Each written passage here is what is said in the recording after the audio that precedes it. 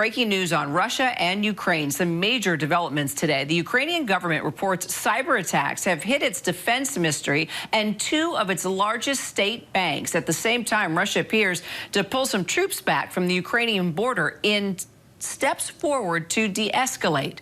And this morning, Russian President Vladimir Putin weighs in on the state of diplomacy. We're going to hear from President Biden later this afternoon.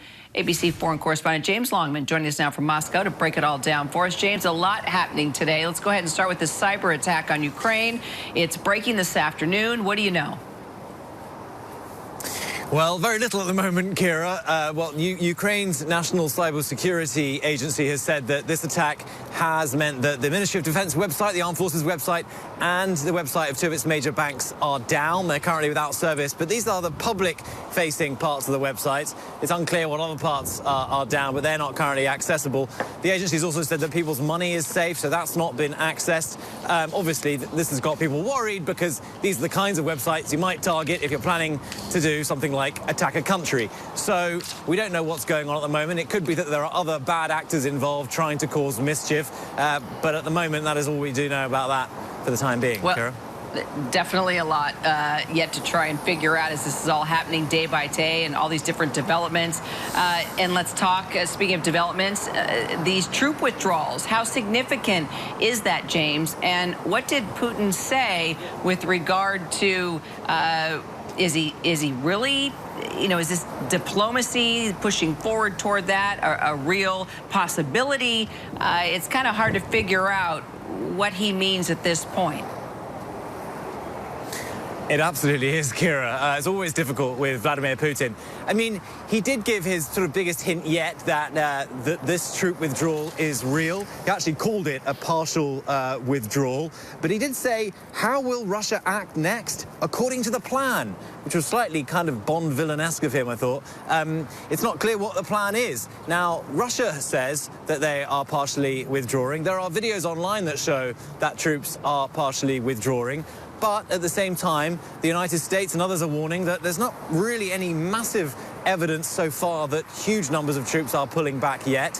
And we've had this vote here in Moscow by the parliament here to give Putin the right to essentially kind of recognize the independence of Russian-backed separatist areas in Ukraine, which a lot of people thought, if that vote went through, that would be preparing the groundwork for war. So we're getting a lot of mixed messages, really, from both the parliament and from Vladimir Putin. A lot of people hoping that this is the beginning of the end of this escalation, but not really knowing for sure, which is always really the case when you're talking about Vladimir Putin. Oh, yeah, and so many storylines to follow. It's kind of hard to keep track. Also today, Russia's foreign minister, Lavrov, he spoke with U.S. Secretary of State Antony Blinken. Are we learning anything new here about Russia and Russia possibly negotiating? One of the kind of elements of this story has just been the sheer amount of diplomacy shuffling back and forth, the diplomacy that's been going on here around that rather extraordinary table that Vladimir Putin likes to sit himself around, and the phone calls that have been going on between the United States and Russia. We've had a readout of what they discussed. It's much the same as what we've heard previously. Our side stressed the need to continue the joint work, as was agreed between Presidents Putin and Biden in the February 12 telephone conversation, in the context of the proposals passed by the US and NATO with regard to security guarantees. That's basically code for we want more of a say here in Russia about how Europe manages its security needs. Now, this has been the whole crux of this issue. Russia feels that NATO is an expansionist kind of process and system which is threatening Russia's sovereignty. NATO feels that it has every right to continue expanding, and it wants Ukraine to have the right to choose to join NATO should it wish in the future. Today, Vladimir Putin was basically saying, we don't want that to happen. And he actually said, we hear that Ukraine isn't ready today to join NATO, and they say they won't take it tomorrow. And will they take it, and will they take it when it is ready? Well, for us, that might already be too late. So we want to resolve this question right now. Vladimir Putin wants the international community to say, that's okay, Ukraine will never join NATO. That's not something Ukraine can ever say. So that is why we're in the impasse that we're in. It's going to take some careful diplomacy to finagle around the edges to make sure that everyone feels that there's a path forward, even if they haven't been promised 100% of what they want.